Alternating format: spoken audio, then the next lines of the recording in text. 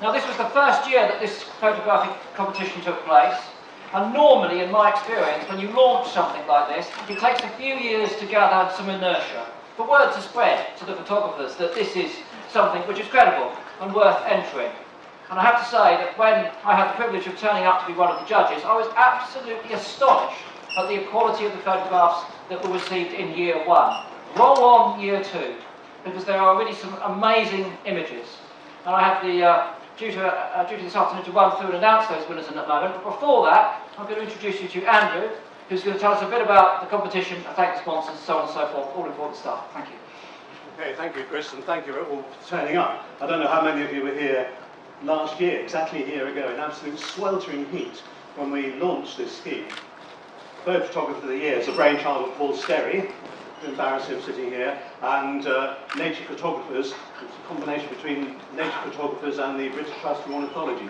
It worked extremely well. We launched this last year, weren't sure what was going to happen, but entries came in within hours of launching the competition, and by the closing date in January we had many thousands of bird photographs. I think over 40 countries around the world were represented.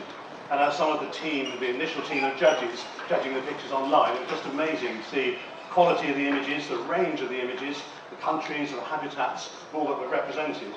So the entries closed in January, and then judging took place thereafter. The initial judging followed by the second round, and then the final judging session hosted by Collins. We've got Miles here somewhere. Miles Archibald Collins hosted the final judging event, the results of which you'll see a little bit later on. None of this would have worked without a partnership between nature photographers and the BTO, nor would it have worked without all the sponsors.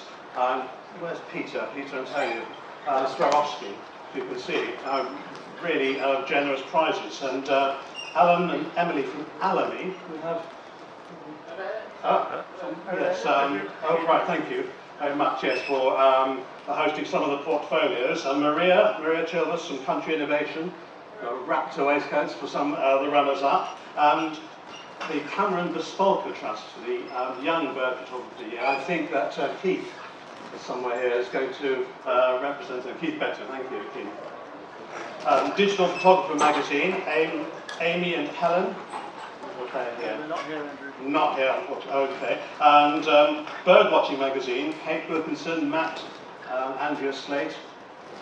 Well, thanks very much to them. And Paul Geraghty, picture, who's hosting our website, hot foot from Dublin this morning, to be here. So if you want to find out more about the judges, the winning entries, how to enter for next year, get onto the Bird Photography website.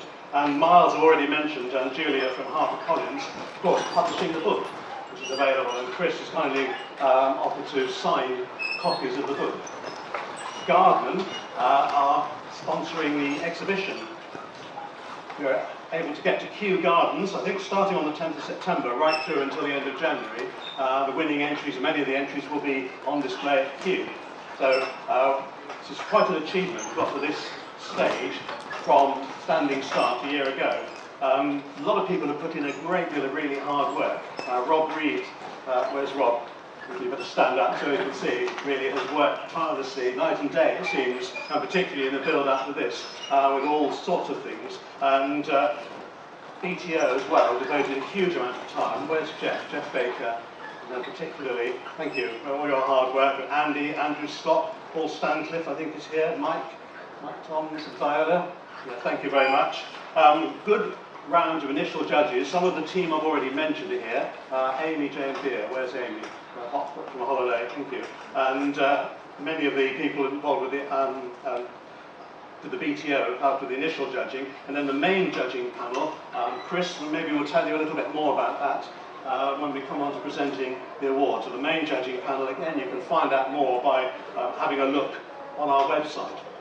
Quite an interesting method of scoring. We all looked at the pictures online. We knew what the picture was, of course, and some details, but not the photographers, and had a scoring system, and then gradually reduced them down until we got to the really difficult stage, I think, of choosing the final winners. I know it's very difficult going through the first stages, seeing all these amazing images coming in, and very difficult for the final judges. So, I think that's enough for me. I'm going to hand back to Chris, who's now going to show you a little bit more about the winning images. Okay, thank you, Andrew. Indeed, I know that judges always famously say that it was terribly difficult to come to a decision, but on this occasion it was, because not all of the judges agreed, of course. And that makes life interesting, because people see things in different ways. And what we're talking about here is a subjective decision. There were some photographs which, very unfortunately, we had to rule out in terms of technical quality, but not very many at all. And so therefore we were left with a number of high quality images that we had to debate the various attributes of. And I think we came to a consensus in the end. It was a relatively amicable proceedings. Miles was there, separating us at times. Nothing got broken and no one was injured. Unlike some shooting organisations. The police weren't called to this judging affair. But anyway, this was all good stuff. So I'm going to run through now each of the categories, and you're going to get a chance to look at them. I'm going to try and reprise what I can remember of the judge's opinion of the photographs. But we've only got half an hour, so I've got to do that relatively quickly. So let's start with the first one, which was the best portrait, and we'll start with the runners-up. Let's have the best portrait runner-up image if we can. No? There we are. Okay. And this photograph was taken by Mohammed Murad from Kuwait, and it's a great egret, and he's called it Endless Neck. What we liked about it, in fact, was the fact that we couldn't see the neck at all. And he exposed for the eye and the beak of the bird, and also this beautiful shape of the bird winding up into this very simple portrait. And I have to say immediately that the portraits category, if you're thinking of entering next year, is one of the most fiercely competitive. Lots of people take portraits of birds. There was a little bit of debate about what constitutes a portrait. Does it just have to be the head, because we tend to think of human portraits as head up, shoulders up, or does it constitute a simple whole body study of the bird? I'm not sure that we resolved that, so I can't give you any advice if you're thinking of entering, but nevertheless, this was our choice of runner-up this year. Mohammed has not come from Kuwait, unfortunately, but I think he deserves a round of applause in his absence.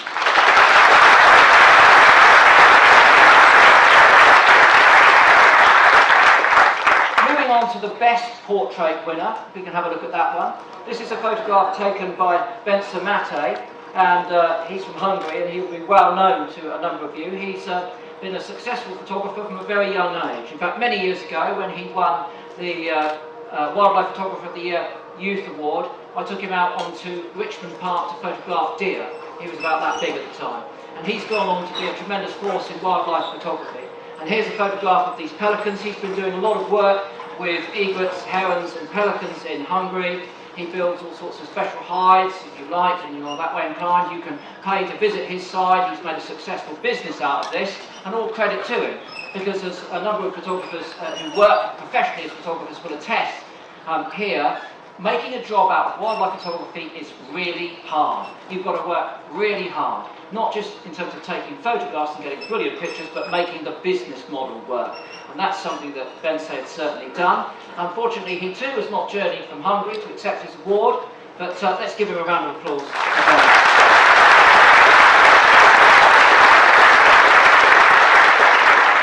I'm sure I don't need to point out the virtues of this particular picture. It's extremely striking, colourful. The bold blue sky was attractive. The extraordinary inner part of the pelican's mouth, the beady eyes looking down in an almost dragon-like way. The three birds passing on this side. I'm a little troubled by this one disappearing out of the frame here, obviously. And this one here is looking in the wrong direction. It would be so much better. I'll speak to Bensa about that when we next meet up. Okay. Next category was birds in the environment, and let's go for the runner-up first. This is a photograph taken by Jose Manuel Grandio from Spain. It's a gannet colony, I hope you can see, and it's entitled Stillness in the Colony. So what Jose has done here, got a view looking down on the colony. The sea, I presume, is making this misty here, or there's some mist on the sea. It's a long exposure, you can see some movement in the water at the top. But what we liked about this, in fact he entered two photographs and it was a matter of deciding between the two, both of which were excellent, was the simple colours of this and the idea that the birds have been reduced to relatively simple forms as just dots, polka dots, evenly spaced as gannets do, on this rock in this beautiful wash of pastel blue sea. So we like this photograph very much. And again, I have to tell you that I'm afraid Jose is not here this afternoon. Don't worry, there are some photographers who are genuinely here. Who will be standing up in a moment to receive their prizes. But let's have a little round of applause for Jose.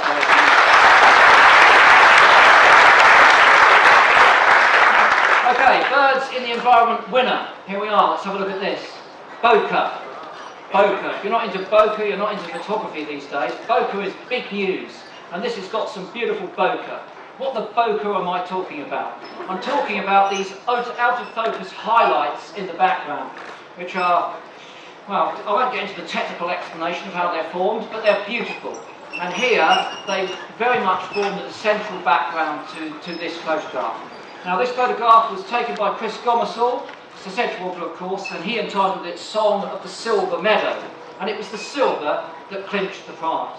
Because frankly, just imagine this photograph with a plain grey background. It would be a relatively nice picture of a sedge warbler. It hasn't got a piece of grass in front of its face. It's nice and sharp. The depth of the field is shallow, so you can see the bird highlighted. The light's quite nice.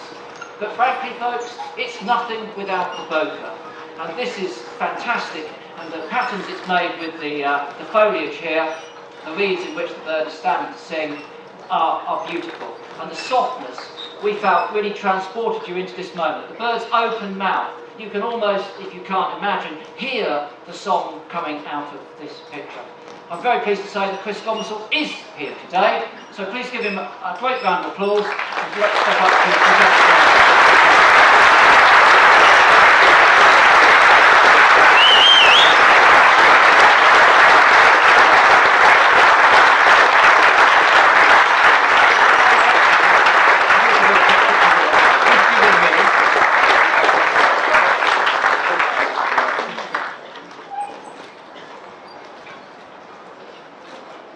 Excellent. Did you get any bokeh? Without bokeh, it would be nothing. I can tell you how to make bokeh if you like. I make my own bokeh. I can't, as usual, what I'm like. I'm not interested in waiting around for nature. Reality's a terrible thing. So basically, if you buy on eBay one of those spangly curtains that your grandmother might have hung down in the wall, and then you staple them to a black board. If you put the black board, you did this, Chris, I presume, yeah? Then you put the black board behind the animal that you're photographing, you get all of these sparkles coming off. You don't need dew, you don't need water, you just need about $6.99 on eBay. I know I'm not winning any arguments here, but so I'm going to move swiftly on. Okay, the next category was attention to detail. And we'll have a look at the runner-up this photograph first. This photograph again was taken by Mohammed Murad, the gentleman who from Kuwait, who had the runner-up in the first category. He calls this white-tailed eagle between my feathers. And you have the bird here with its outstretched wings. I hope you can all see that peeping through a couple of the primaries is the beak and the eye of the bird. We love this. It's a black and white photograph. The light or the treatment that he's given this image to highlight the bird's head, which is reduced in form behind this veil of feathers, is absolutely fantastic. So we already know that he's not here, but nevertheless.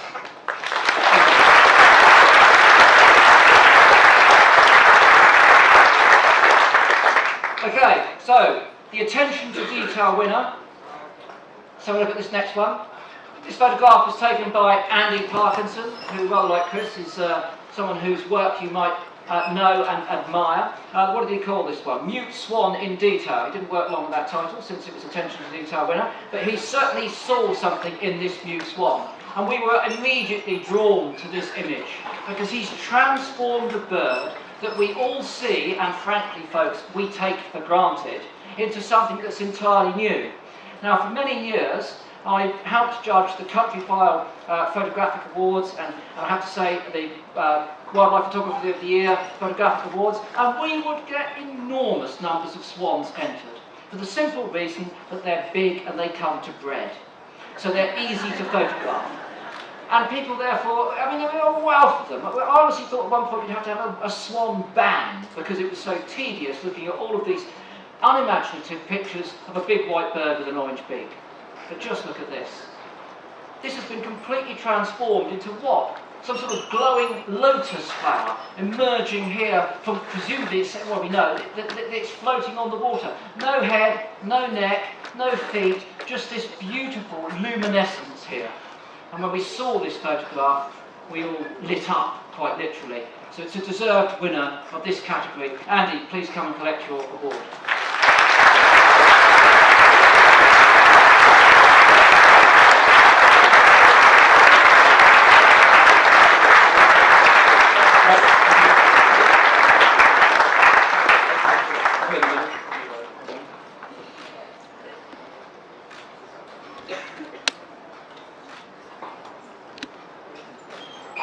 Don't move, don't move. Excellent.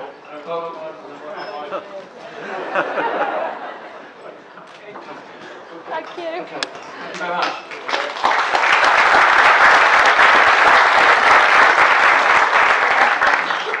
The next category is bird behaviour, and we can have a look at the runner-up here, taken by Paul Hermansen from Norway, and this is called diving eider. Diving eider. So you've got a drake eider here. I hope you can all see it on your screens. The beak's open here, the body's bird, retreats behind it. Very characteristic patterning, of course, and it's immersed in this beautiful champagne shower of spume. The bubbles beneath the water on this occasion rather than the droplets above it. Mouth open, bit of seaweed around the side. What an extraordinarily dynamic, bright and powerful picture this is. And again, when I look at this, I think firstly, damn, I wish I'd taken it. And I think secondly, how much energy there is in the photograph. Energy transferred by that light and the lividness of the water behind it. And I think, again, when we saw this photograph as judges, we knew that this was going to be a contender for a prize. It's a fantastic photograph. And so, Pal, will you please come and collect your award for runner-up.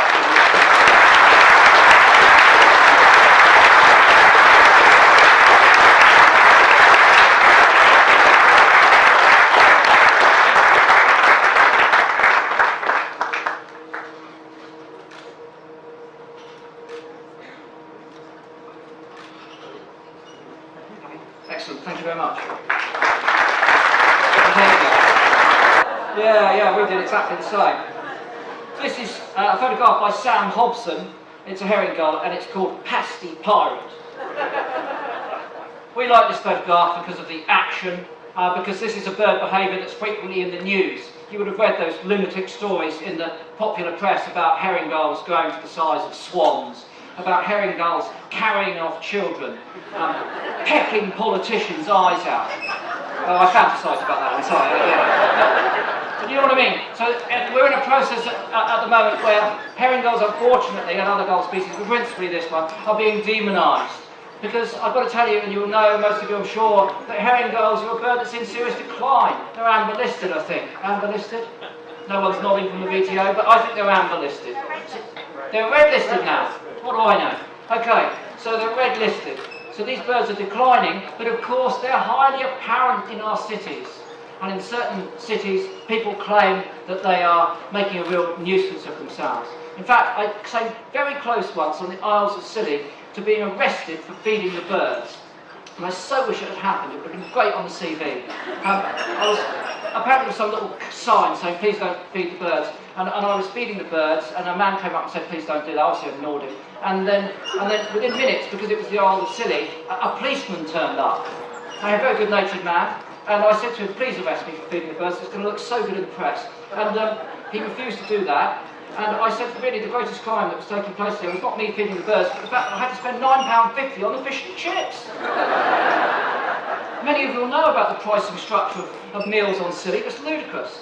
But this picture has entirely captured this. So here we have a potential source of conflict, human-animal conflict, but it's a great photograph. Look at the way the seafront slopes away here. You've got clouds which face the bird. The bird's head's pinned sharp. The wings are in exactly the right position. They're not enfolded in front of his face. The man's got his mouth open. He's horrified at the loss of his pasty. This could be the Isles of Scilly. Perhaps he's paid £20 for the pasty. This is a super photograph, and so it's a deserved winner. So please come up and collect your award, Sam.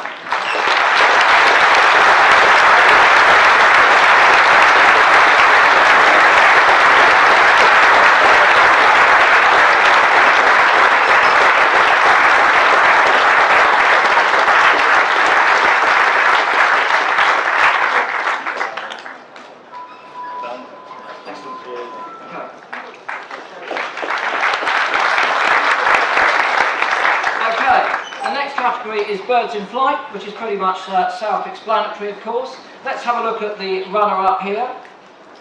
This is entitled Oyster Catchers at Dawn, and it was photographed by Robert Canis. And he lives in the UK, but unfortunately he's not with us today. But I like these sorts of photographs. I think sometimes it breaks down, you're either in this camp or you're not. I like to see movement in a photograph, but this is an accomplished version of that.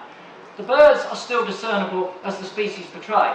If you look at these, you can still figure out that they're oyster catchers, and yet they have been reduced in their form to these beautiful shapes. But what we particularly liked was the fact that it's a game of two halves. The top half is this beautiful blue, the bottom this rusty honey colour here. And the birds are perfectly positioned. There's no little oyster catcher loitering around. There's not some, grey plover in here wrecking things. These birds are purely oyster catchers. They're all in exactly the right place. It's a very, very beautiful image.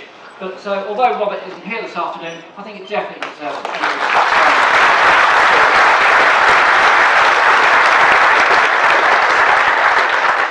So the winner of Birds in Flight this year, let's have a look at that one. So this is a top shot looking down, and what's it entitled? It's called Ida Flock, and it was taken by Pal Hermansen, who we've already seen, who's come over from Norway, which is great news. And we're looking down on the top of this little flock of Ida here.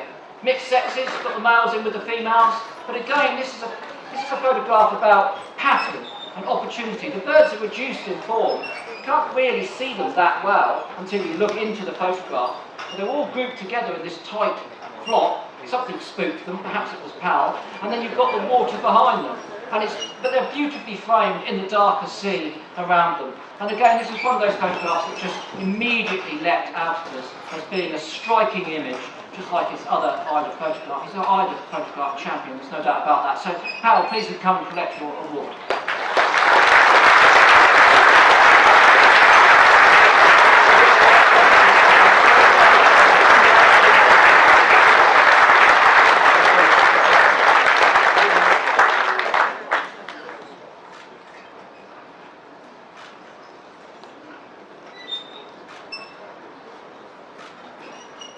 Excellent. Thank you, Pam.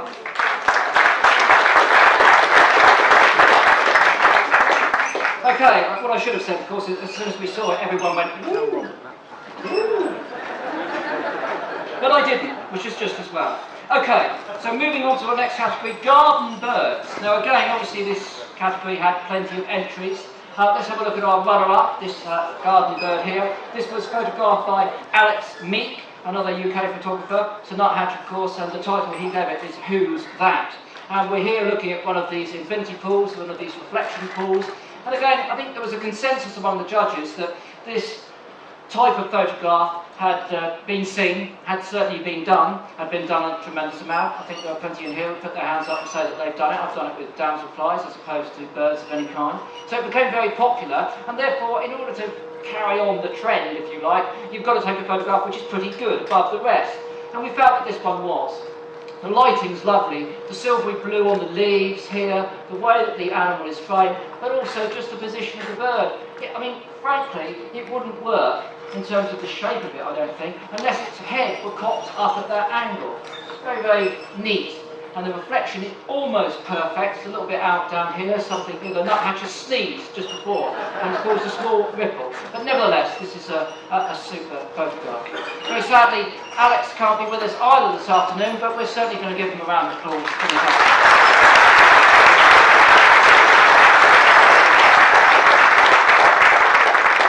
So garden birds winner. Let's have a look at this one. So here we have another dynamic photograph. This is another photograph taken by Andy Parkinson. It's entitled Redwings Fighting, and what you've got here are some redwings fighting. There's no ambiguity about that whatsoever. But again, one thing I will say is that we're doing our best to display the images here, but do try and have a look at them in the book. They're printed beautifully, but then if you get a chance to see them in the exhibition, you will enjoy them at their best. So here we have again a really dynamic photograph. The problem is you've got two birds involved. Birds have wings, they fly. The circle of the cycle of the wings movement mean that all too often you might get a photograph like this where this bird is perfectly posed with its wings back here in this sculptural form on its backside, berating this one, and this one may have its wing in front of its face. But not for Andy on this occasion. because again, the wings are swept back, you can see the red wing, it's complemented by the apples in the foreground, and the whole thing is immediately visible because he's used the depth of field to throw the background out. Okay, you've got another little bit of a red wing here, but you know, I'll sort that out for you later around in Photoshop. But aside from that, we're looking at a fantastic photograph. So again, please welcome Andy back to the stage.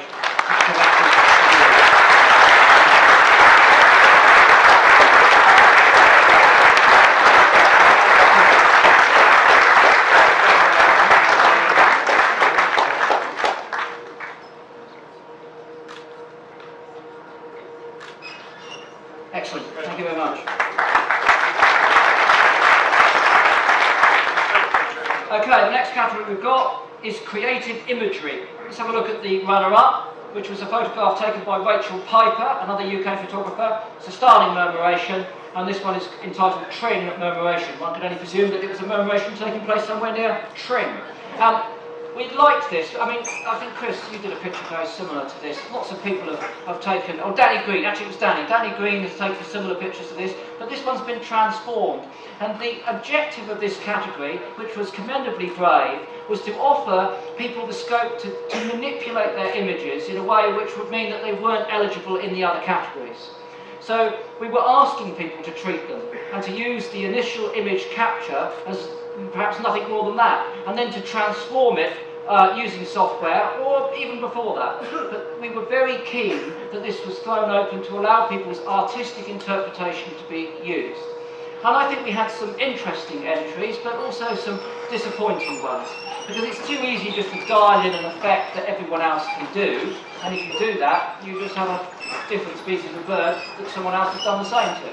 So they didn't score very highly in our appreciation, but this one certainly did. And I think that they've turned into these sort of mad tadpoles or crazy sperms at the top here, and then they're almost mirrored in some of their form by the trees at the bottom. It's a lovely silvery grey texture, and I rather preferred this one. Danny, is Danny here? Is Danny Green in the building? No, good. Okay, so I much prefer this to Danny's winning image, actually, which was a bit too literal for me. So, Rachel, please come and collect your award.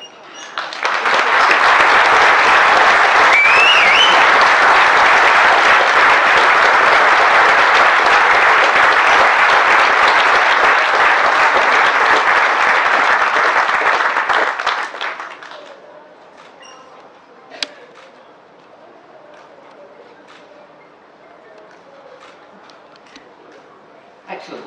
Thank you very much. Okay, on to the creative imagery winner. And this was a photograph taken by Tom Hines, again another UK photographer. And this one is called Tufted Duck, because it's a tufted duck. Oh, in fact, it's Tufted Duck Reflection, because it's a reflection of a tufted duck. Can I be very honest with you, and I shouldn't be, but I'm going to be. Amongst the judges, I speak only for myself at this point, when I saw this photograph I nearly broke down and cried, because I was so envious that I had, I loved this photograph. I absolutely loved it. The simplicity of transforming a tufted duck into nothing more than a beak and an eye, and a wibbly beak and a wobbly eye. So simple and yet so effective. You can still see exactly which species this is. You can see it's a tufted duck. But for me, this epitomised what was our objective in creative photography. And I think that, although not all of the judges would agree with, perhaps the gravity of that sentiment, the conclusion was that this was our worthy winner. So please, come and collect your award.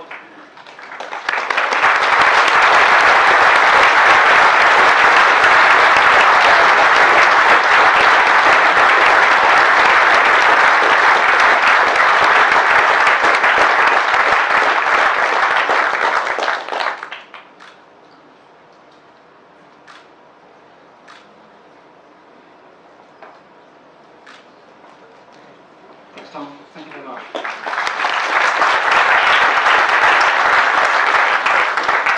I think you know when you're onto a good thing if you're a photographer and you see a picture that makes you nearly physically sick, because then, it's something that you would have aspired to. And for many photographers, I'm sure there's some here, and certainly when they look through the book, they're going to feel the same way as it's not about this image, but about others. And that shows that the quality of the work is exemplary, because we all strive really hard, not only to take great photographs in technical ability, but also to come up with new ideas. New ideas are the hardest thing to conceive of in photography, and this is a new idea, well realised. So well done, Tom. Okay, moving on. Best digiscoped image. Let's have a look at the runner-up. This was taken by Gabrielle Zon from Germany. It's a greenshank and it's entitled Common Greenshank. Many years ago, I tried some digiscoping. It's really hard. It's not easy. Scopes and the cameras that you attach with them are not primarily designed for photographing birds. They're not your typical long lens setup, and they don't have that flexibility. There are restrictions on what you can achieve. But here, Gabrielle has overcome those restrictions. You've got a fast-moving bird, in flight, perfectly framed, lovely little water droplets, look, dripping off the back of its feet, which are essential. That really adds something to it, against this beautiful plain background. It's a wonderful study of a greenshank. And again, we all felt that to have captured this using a digiscope setup rather than a typical photographic setup was a great achievement. So Gabrielle, please come and collect your award for runner-up this year's Best Digiscope Image.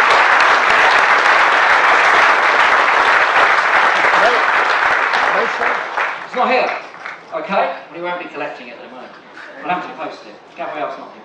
Okay, best digiscope image winner, let's have a look at this one, was this image here, taken by Tara Tanaka from the USA.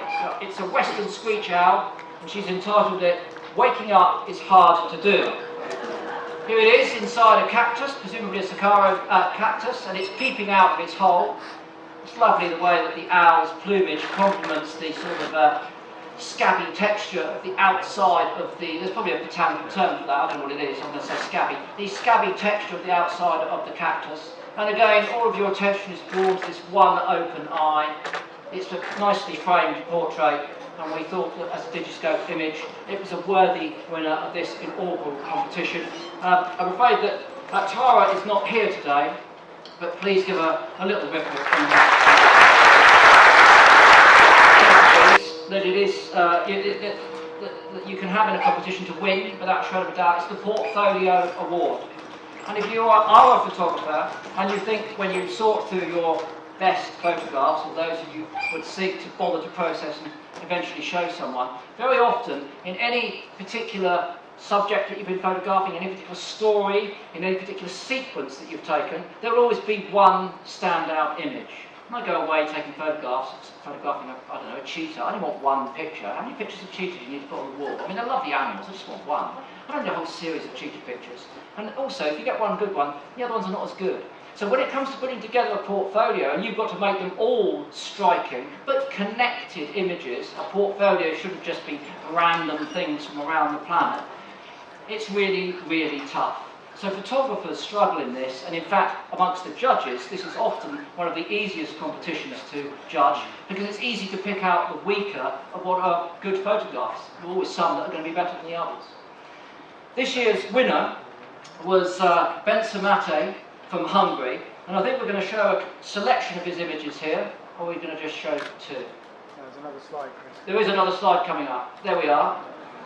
Then we can flip back to the other slide so we just have a longer look. So we've got flamingo at the top, covered in mud. Looks like it's been dipped in chocolate to be served at some hideous feast.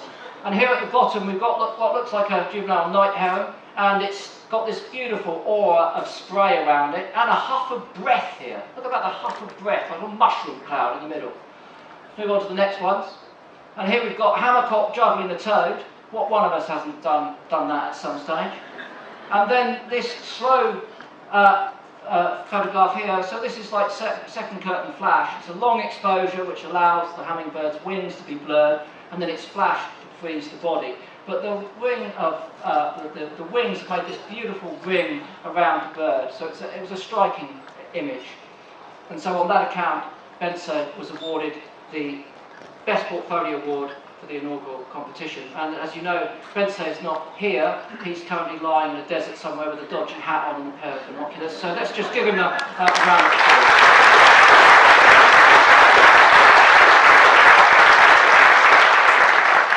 Okay, we're moving towards the end. and we're rapidly running out of time, so I have to speed things up. However, we have got to, what I think we would all agree is a very important category, and this is the young bird photographer of the year.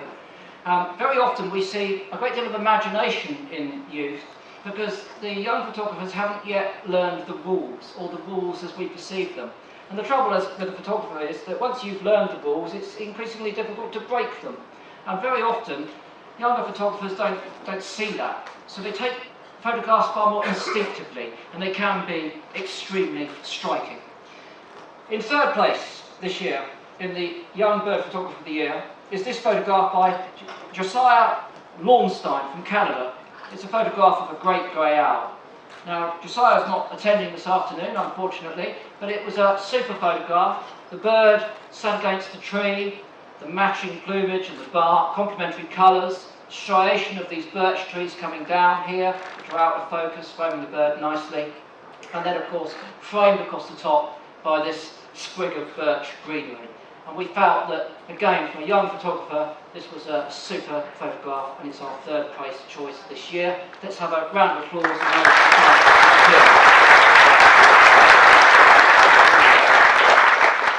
Okay, in second place, we have this photograph, and this photograph was taken by Gaurav, should have practiced this one, shouldn't I?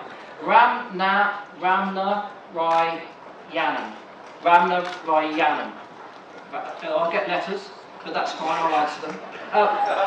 Gaurav is from India, and this is a photograph of Gould's shortwing. Again, what he's done here is isolated the subject from its background. It's up there, it's a simple bird, amazing creature, absolutely amazing, and it's in the process of calling or singing. And we felt this again is a worthy runner-up this year. Very sadly, Gaurav is not attending, but let's have a round of applause.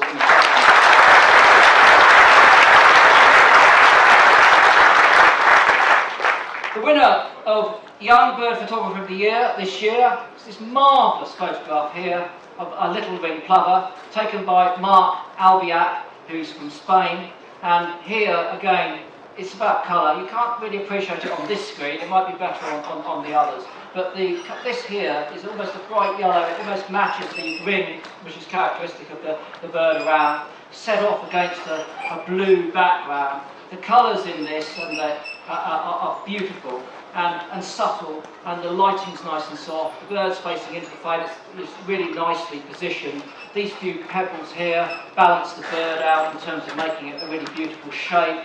Even those two in the middle there in the background, which are a little bit prominent, aren't too destructive, even in my harsh opinion. And the minute we saw this, again, we were drawn to it. It's a beautiful study of a little ringed plover, and it's a super winner. So please put your hands together with great force for Mark Albiac.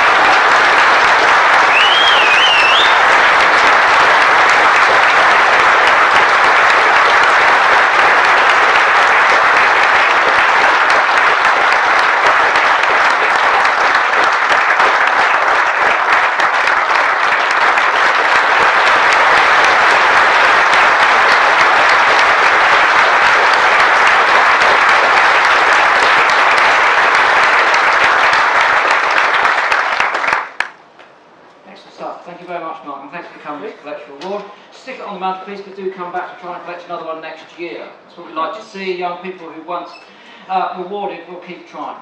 So this brings us to the conclusion, to the Bird Photographer of the Year winner in the inaugural year 2016. And this was to be one of the winners from the 8 categories. So we didn't go through the whole process again. We decided that whoever won one of the categories was going to be eligible for this award. Now, obviously, there was a long discussion about this in terms of how we should choose the winner, what attributes we were looking for, because we were very conscious of the fact that as this was the first year of the award, we would want to set a trend, if you like, which would send a clear message to the photographers about the ambition, what we were trying to achieve.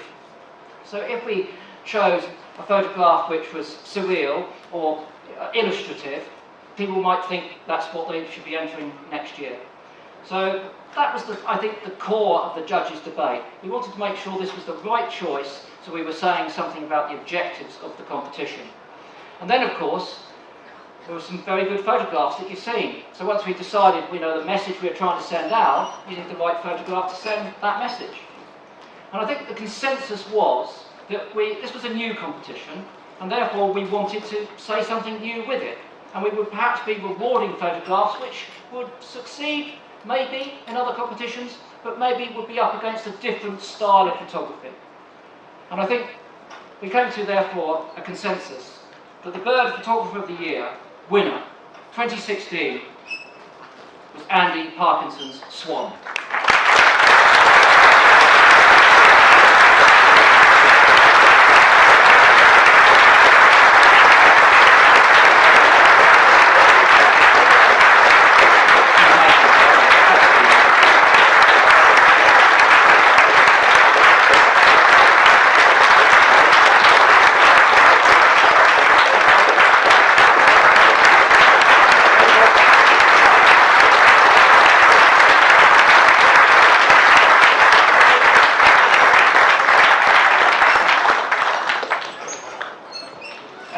Thank you very much. I know, Andy, you wanted to say a few words, so I think this one should be live for you to do so. There we go. Just a quick one. I know time's pushing on. Photography is very subjective. Some of you might really love the picture, some of you might think it's terrible, but that's just the nature of wildlife photography. I entered it because I liked it, because I tried to find a different way to photograph familiar subjects. I particularly want to thank Chris Packham and all the judges, but Chris especially, for all the work he does to protect our native species, and especially to try and eradicate the cancer of grouse moor killing. In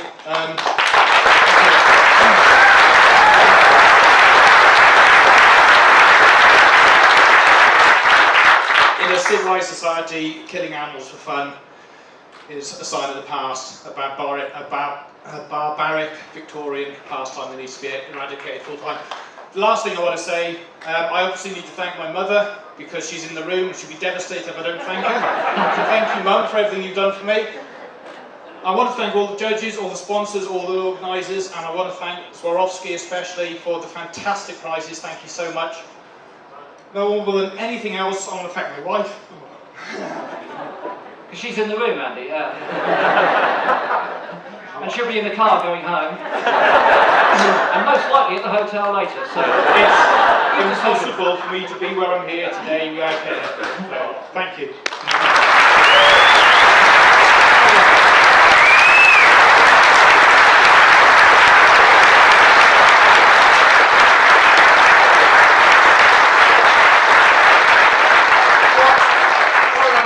Photograph. It haunts me, and it will haunt me for the rest of my life.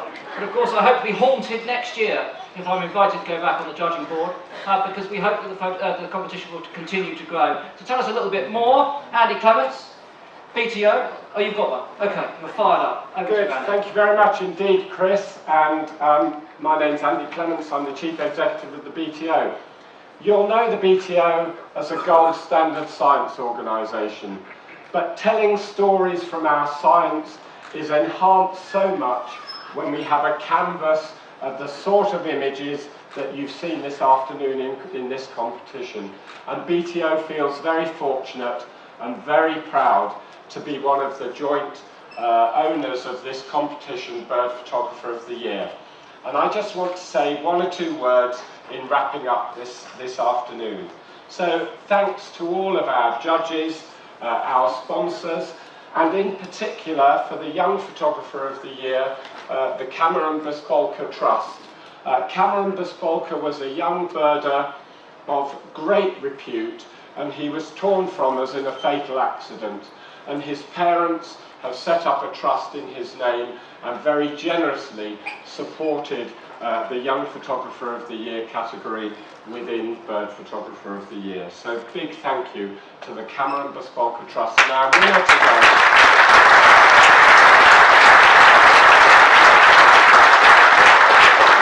Our winner of Young Photographer of the Day, it's a real standard that has been set, and Cameron, I know, would have been delighted to know that this competition has such a worthy winner in his name. So nature photographers, our partners in this, you know, the vision was Paul Sterry's, and the delivery has been Robert Reed's, who's busy photographing me. You'll regret that later. At the moment, and you know that takes a lot of effort and a lot of time, and I think Nature Photographers has done a superb job. When it comes to the BTO, the likes of me, you know, just sit around and get to sit on the judges panel. Jeff Baker at the BTO, he's the guy who's worked tirelessly with Robert to deliver this, and so thanks should be due to him. This competition, as Chris said at the beginning, it's way exceeded our expectations. What an amazing standard has been set in the first year of this competition. Following this, when we close at 5 o'clock, Chris will be on the BTO stand in Marquee 3. He'll be signing books, so get along there to get your signed copy of this book. The exhibition of the images will be open at Kew Gardens from the 10th of September until the 29th of January. So please go along and look at a wonderful exhibition of all of the winning images in this competition. And then, of course, this was the opening Bird Photographer of the Year. When's the second one? From midnight tonight, go online, start submitting your wonderful images, and you can do that between midnight tonight and the 30th of November, which is the closing date. So guys, you've seen the standard. Be in there next time round. Thank you very much indeed.